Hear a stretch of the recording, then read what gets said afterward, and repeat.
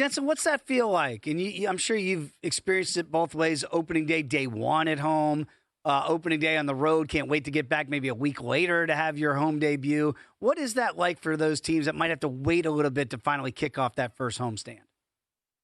I mean, there's nothing like your home opener, and whether it is day one of the regular season or it can be upwards of sometimes 9 or 10 days into the season. There's nothing better than it. So we do have a bevy of them. If you love some day baseball, man, you're going to get a plethora of it. For our boys back in Vegas, I'll cherry pick a few spots, but we'll go in order here. Real quickly in the nation's capital, you get the Dodgers and the Nationals. That's our first game. That's going to be on the slate here at 1:05 Eastern. That's going to be Emmett Sheehan against Miles Michaelis. I know we had a couple of viewers that were looking and asking about team totals here for the Dodgers.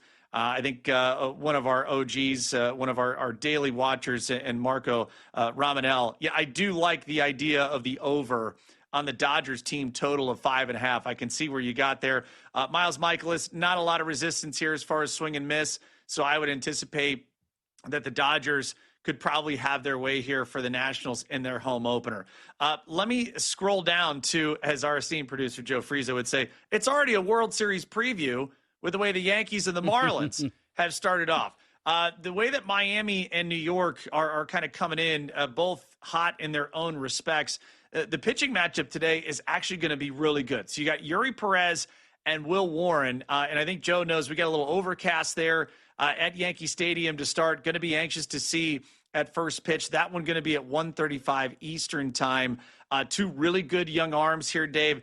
As I'm looking at some of the data, I think you can look at the under 8. If you can find some 8s out there, I think you go find that and you go ahead and play it. Perez has been phenomenal. Warren is good as well. I think we could see some run suppression in that matchup. A home opener, Dave, that was supposed to happen yesterday, but it got postponed due to weather. That's on the south side of Chicago. That's going to be the Toronto Blue Jays and the Chicago White Sox. Let's not fool around here. Let's stick where it should be. And I think this is a run line play for the Blue Jays against the White Sox. This pitching matchup will be Dylan Cease, his old stomping grounds against his old team. Mm-hmm. It's going to be Grant Taylor going for the White Sox, and we'll see what Will Venable wants to do behind that. But the early looks here for some of the early first pitch times. I think the Blue Jays should have their way with the White Sox there this afternoon. I'm glad you mentioned that because I was thinking the same thing with Dylan Cease. What a kick in the you-know-whats if you're a White Sox faithful on the south side going to that game today, and you got to watch Dylan Cease go up against you here in your home opener. That's a tough way to go. I wanted to ask you about two specifics for some of these home openers. One, the Athletics back home against Christian Javier and the Astros. Good start here to the Astros season. That's basically a pick 'em at these points here, minus $1.10 either way. Jeffrey Spriggs is going to be on the bump for the A's. And the other one is in Colorado. And the reason why I bring up Michael Lorenzen here for the Rockies against Aaron Nola and the Phillies is those totals. Those are two of the higher totals that you're going to see out there. 10 in Sacramento at Sutter Health Park and 10.5 at Colorado. Can we blindly play those over still, Jensen? Or is that now priced into the market that when we see home games at Coors or we see home games in Sacramento, those are just going to be higher totals than they should be? Rockies, we can, and I think that's the play, is the over 10 there. I actually kind of do like the under in Sacramento for the Athletics, and I know the pitching matchup being what it is, but Jeffrey Springs, could probably, elude a Houston offense that's actually been better than advertised to start. Christian Javier, how deep will he go? Again, one of the elite swing and miss guys when he was right and healthy. He's had to go through a couple of injuries the last couple of years. Aaron Nola, Michael Lorenzen, if you like fly balls, get ready.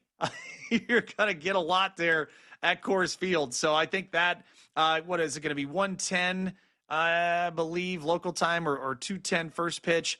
Either way, 4:10 Eastern time, you'll be able to see that one. And I do think we get runs aplenty there between the Phillies and the Rockies, too.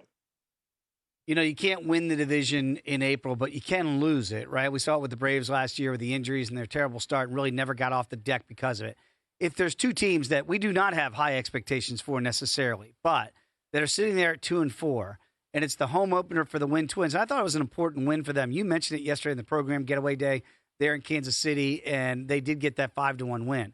So for these two scuffling teams to start their season at 2-4, Minnesota coming back home, if either one of these teams wants to get off on the good foot here, how important would this series be for those teams with a slow start like Tampa and Minnesota? It is what it is. I don't think there's a lot of aspirations on the national level looking at the Twins. The Rays, that's going to be the fun part too, is seeing, when they have the opportunity to open up at Tropicana Field and go back to what is traditionally more of a pitcher's park there. How will the new roof play? The lighting, that's a little bit of a differentiator that we don't have an idea of a large sample. And once we do, does that drastically affect us? I will take you to Cleveland, where we'll have the Cubs and the Guardians, and that's Cade Horton against Joey Cantillo. Really good pitching matchup. I don't know if we get a lot of offense. Both those guys with some elite swing and miss stuff. You're looking at 7.5s right now. That would be the underplay for me. I don't really see any other angle out on both sides. You could probably flip a coin the way that you're looking at both of these guys, and both young hurlers are going to be fun to watch for a long time. Listen, the buzz is going to be in Pittsburgh today. It is all about Connor Griffin, in all likelihood, signing this 9-year, $140 million extension officially. One of the most anticipated position player prospects, as we said earlier in the show, since Bryce Harper. And make no bones about it, you are seeing the secondary market already in ticket prices, Dave, absolutely skyrocket. Everyone wants to be at PNC to get their first looks at what Connor Griffin is going to look like. So as I kind of break down this pitching matchup, it's Kyle Bradish and Mitch Keller. Hey, welcome to the show, Connor Griffin. Here's Kyle Bradish, top of the rotation arm. I actually do think that we get Baltimore in a great scheduling spot here. I think the pitching matchup might side a little bit more. As good as Mitch Keller is, I actually think Baltimore might have a chance to steal the party here, Dave. So I would lean the Orioles there on the money line, and perhaps taking a stab at the run line as well. Talked about it with Mike Palm yesterday on Bet in Chicago about the Cubs and kind of that scuffling start when you look at their homestand to begin, and it didn't go that well. Now going to the Guardians here, as you mentioned, Cleveland off on a better footing, I think, than many people thought. Right now, 4-3, a half game up in that division. Two other scuffling teams to start that I wanted to bring to your attention and see what your thoughts are. As we talked about, with no expectations really for the Twins and or Tampa Bay, there are expectations certainly for the Red Sox and also for the Padres to a degree there in San Diego.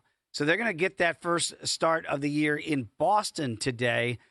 Again, a really disappointing swing for them to begin the year. How important would it be for a team like Boston to kind of get some good vibes? Because you know how that fan base can be in Boston if you keep this losing skid up early.